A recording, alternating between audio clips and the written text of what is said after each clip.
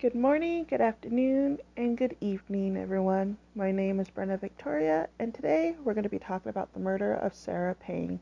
Now, before we get to that story, I just want to apologize for not uploading any videos for the past month. My health has really taken a turn, and I decided I was going to be focusing more on my health at the moment than, uploading videos. But to make up for that, I will be uploading 3 brand new videos, one for the next 3 days. So that will be my gift to you guys. I hope you guys all had a very safe and very warm Halloween. Now let's get back to the story. Don't forget to grab your hot cocoa, your pumpkin spice latte, your blankets, and don't forget to start that fire so you can sit right in front of it and feel the warmth of it on your face while you listen to the story. Now, Sarah Evelyn Isabel Payne was born October 13, 1991.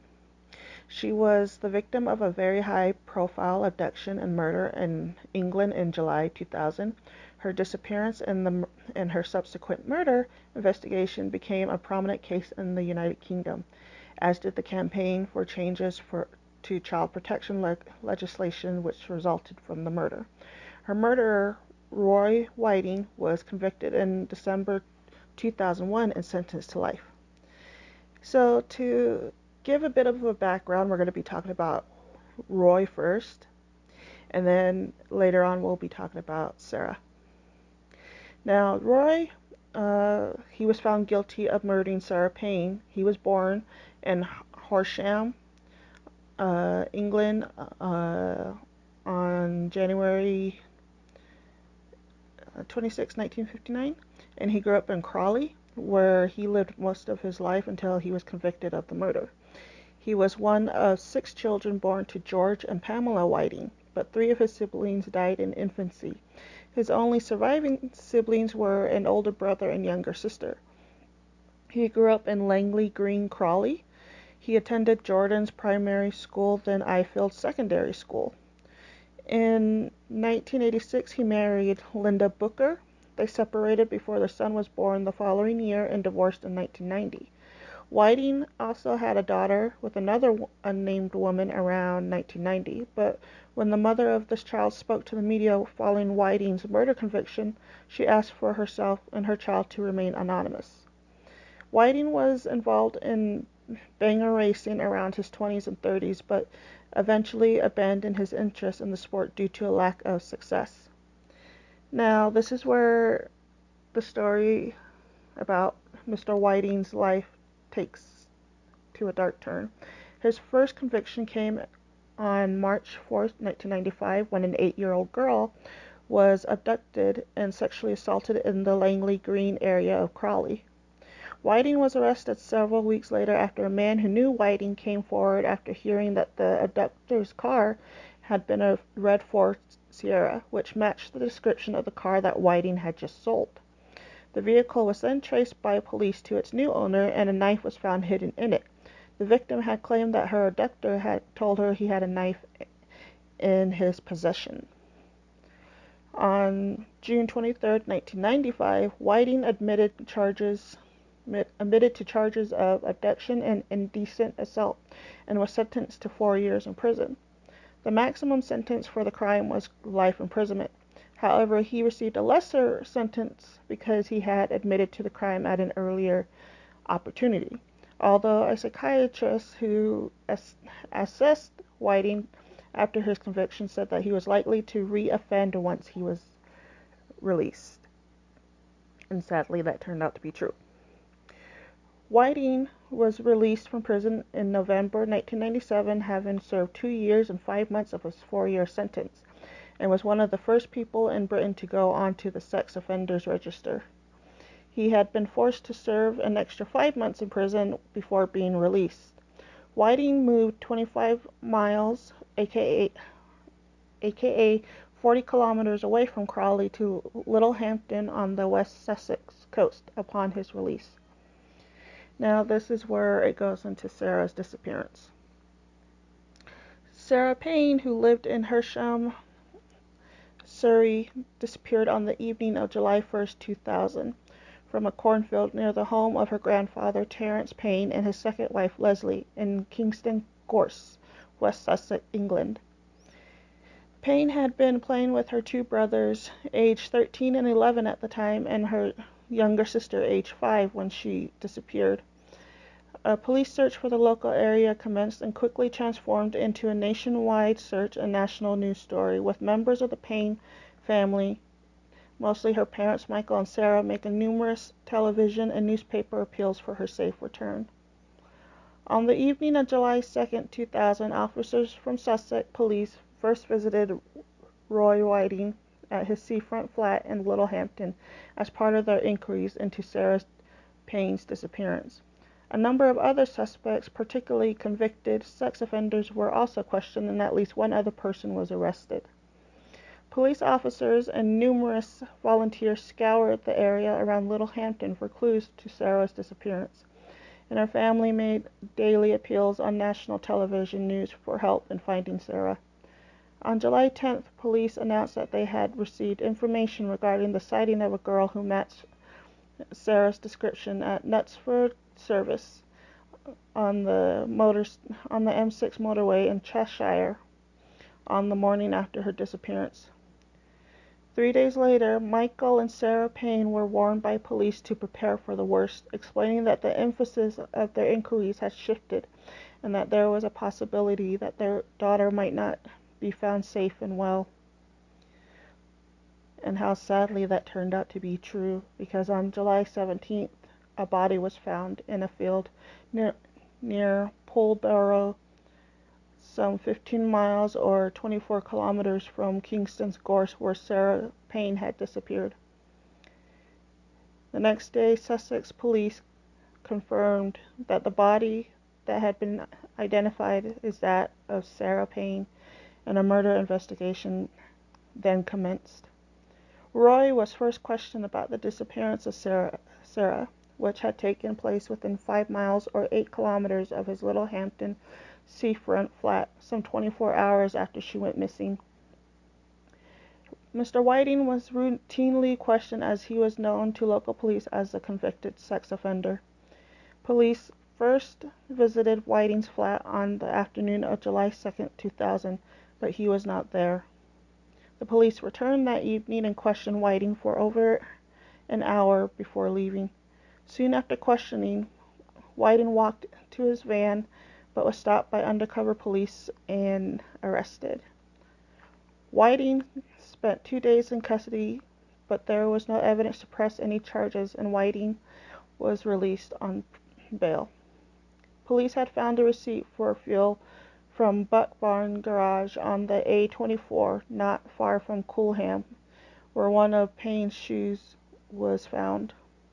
This contradicted his alibi of being at a fun fair in Hove at 5:30 p.m. and then returning to his flat by 9:30 p.m. on the night that Payne had disappeared.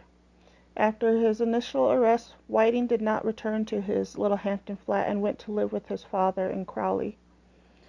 On July 20th, 3 days after Sarah's body was found, a shoe was recovered from a roadside in the village of Coolham, 3 miles from Pulborough, and identified as one of those belonging to Sarah Payne.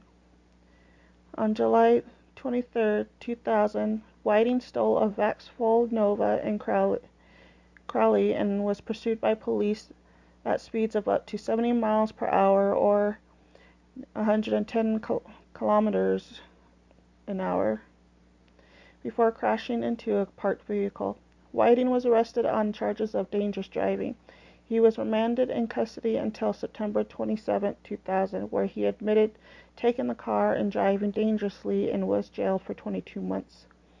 After Whiting began his jail term for the car theft and dangerous driving, detectives carried out forensic tests on his 1988 white Fiat Ducato van, which he had bought on June 23, 2000.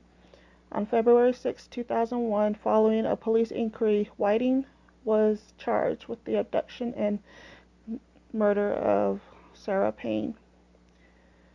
Whiting first appeared at Lowe's Crown Court on February 6, 2001, charged with abduction and murder. Whiting also pleaded not guilty to both charges and was remanded into custody, with his trial due to start November 14, 2001. He was still serving his sentence for the motoring offenses at this stage, but the new charges against him prevented his release from prison during the summer of that year for the motoring offense. The trial of Roy began November 14, 2001. The jury heard from several witnesses. The key witnesses included Sarah's oldest brother, who had seen a scruffy-looking man with yellowish teeth driving through Kingston Gorse on the evening that Sarah Payne went missing. However, Lee Payne did not pick out Whiting when he was selected for an identity parade. One of Payne's shoes was found by a member of the public in a country lane, and forensic tests had found fibers from Whiting's van on the shoe. This is the only item of Payne's clothing to be recovered. A strand of blonde hair on a t-shirt was found in Whiting's van. A DNA test established that there was a 1 in a billion chance of it belonging to anyone other than Payne. The jury also heard the testimony of two motorists who recalled a white van being parked at the roadside and pulling off a track on the evening of July 1, 2000, near the site where Sarah Payne's body was later found. On December 12, 2001, after a 4-week trial before Mr. Justice Curtis and a jury, Whiting was convicted of the abduction and murder of Payne, and he was sentenced to life imprisonment. The trial judge said that it was a rare case in which a life sentence should mean life. After Whiting was convicted, his previous convictions were revealed. It had previously been withheld from the jury and media amid police fears that any knowledge in the court of his previous conviction could jeopardize the trial, and in the event of being convicted, Whiting would argue that he had been tried on the evidence of an earlier crime for which he had already been convicted and served a prison sentence, paving the way for a potentially successful appeal and freedom. The fact that Whiting had now been exposed as a repeat offender sparked renewed calls for the government to allow controlled public access to the sex offenders register. Although the Home Office commented that the day after Whiting's conviction that such a system would be unworkable and run the risk of driving pedophiles underground, making it more difficult for the police to monitor and locate them, as well as putting them in danger of vigilante attacks. This case is also notable for the extensive use of forensic sciences in establishing the prosecution case against Whiting. 20 forensic experts from a variety of fields were employed during the inquiry, including entomology, palynology, environmental profiling, pathology, geology, archaeology, and oil and lubricant analysis. It has been estimated that the investigation involved 1,000 personnel and cost more than £2 million. On November 24, 2002, Home Secretary David Blunkett ordered that Roy Whiting must serve a minimum of 50 years in prison. This made him ineligible for parole until 2051, meaning that he would have to live to be at least 92 before parole would be considered. This was in effect in agreement with the trial judge's recommendation of a whole life tariff. Within 48 hours of the ruling being made, the law lords in the European Court of Human Rights had ruled in favor of another convicted murderer who was challenging the right of politicians to decide how long a murderer must spend in prison before being considered for parole. In June 2004, it was reported in the media that Whiting could be applying to the Court of Appeal for a reduction of his 50-year minimum sentence. On June 9, 2010, Whiting's appeal resulted in his 50-year term being reduced by 10 years by a high court judge. Whiting's lawyers argued that the 50-year tariff imposed just before the power of Home Secretary to determine how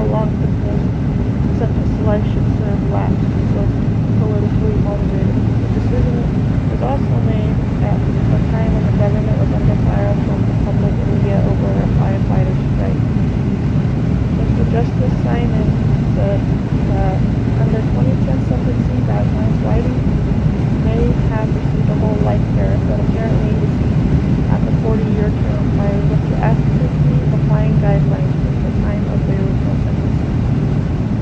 Whiting is now serving a 40-year term, which is set to keep him in prison until at least 2041, which then he will be 18 years old.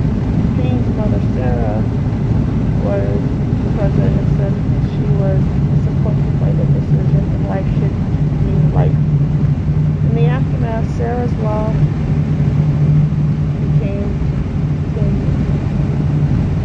law, basically. The campaign for Sarah's law was spearheaded by the news of the World newspaper and began in July 2000 as House supporter Sarah Payne. Sarah Payne's camp backed up the campaign as they were sure that a child sex offender had been responsible for their daughter's death. Their belief was proved correct 17 months later, Mr. Whiting was found guilty of killing Sarah. And it was revealed that he already had a conviction for abducting and indecently assaulting an 18-year-old girl. The aim of the campaign was for the government to allow controlled access to the sex offender registry so parents with young children could know if a child sex offender was living in their area. Sarah Payne's mother has always insisted that such a law would have saved her daughter's life. A modified scheme where parents can inquire about a main individual with regular access to their children is introduced before pilot errors of England and Wales in September 2008. In August 2010, the Home Office announced that after proving successful, a child sex offender disclosure scheme would be extended to cover the whole of England and Wales by spring 2011. Sarah's mother did go on to write a book about her daughter's murder as well as the aftermath, including her campaign for Sarah's law. That book was published in 2004. In 2001, it was reported that Payne's parents received £11,000 compensation from the victim loan Injuries Compensation Authority, an executive agency of the UK government. Sarah Payne described the offer as a broken sorcery, even though it was the maximum CICA could offer by law. Sarah became a member of the Order of the British Empire in December 2008 for her work behind Sarah's law. In 2011, Mrs. Payne ended up suffering a life-threatening stroke and collapsed while at her home.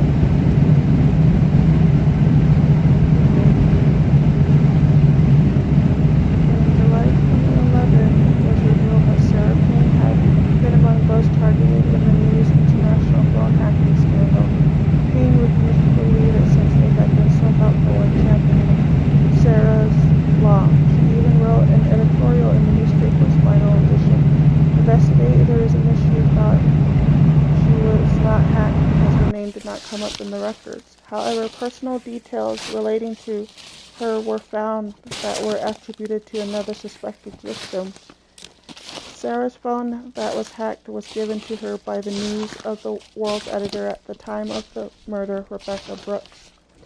Payne's father, Michael, suffered from depression following the disappearance of his daughter.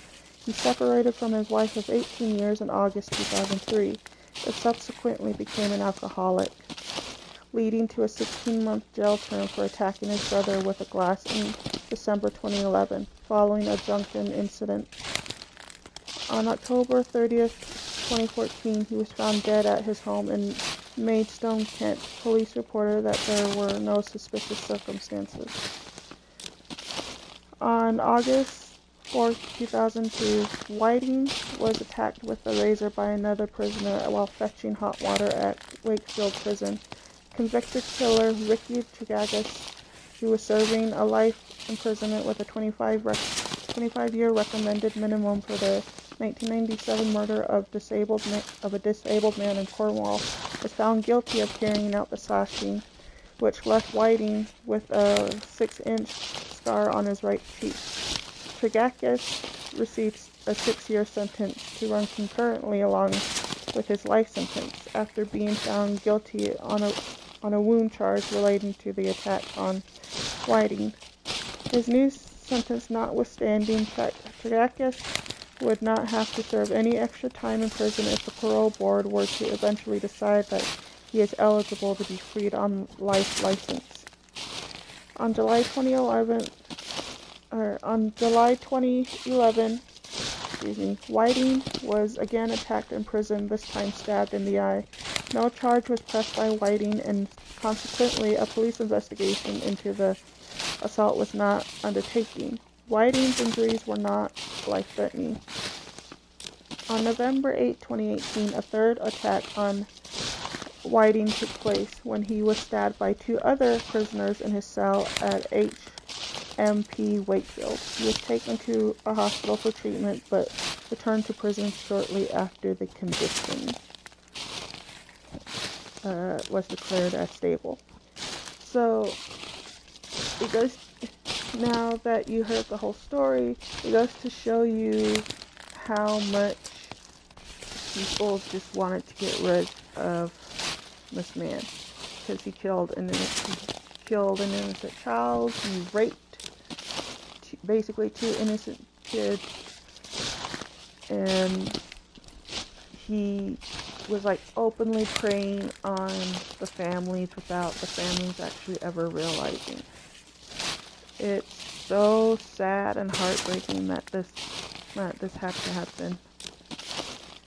And in a way, I'm glad that the family got justice for their daughter, but at the same time, I'm also not happy that his sentence was reduced by 10 years. I know that as someone who runs this page, I shouldn't be taking sides, but right now it's like this man deserves death. He deserves the electric chair. He deserves to be beaten within an inch of his life, stoned, or have his, area cut off. This is just so pathetic that this is how the judicial system works all around the world. I guess when you're rich, you can get off with anything, but everybody else, can just, will just have to, do their term. It's stupid. But this man deserves to be put in the electric chair or something. As a matter of fact, this is what I think of all pedophiles. They deserve to be beaten by the family members of their victims. They deserve to be stoned, But that's just me. Anyways, that's it for this video. The next one will be up soon. I hope you guys enjoyed it. If not, then don't forget to follow me on Twitter at BreeParanormal. You guys can leave a comment on any of my posts about what story you want to hear, or give me your opinions on any of the videos. Just no mean comments, because then that will mean you will be blocked. You can also follow me on Instagram at BrennaVictoria2020. Again, on Twitter at Bree, B-R-E-E, Paranormals, with an S at the end. And then on Instagram at BrennaVictoria2020. Until next time, see you later.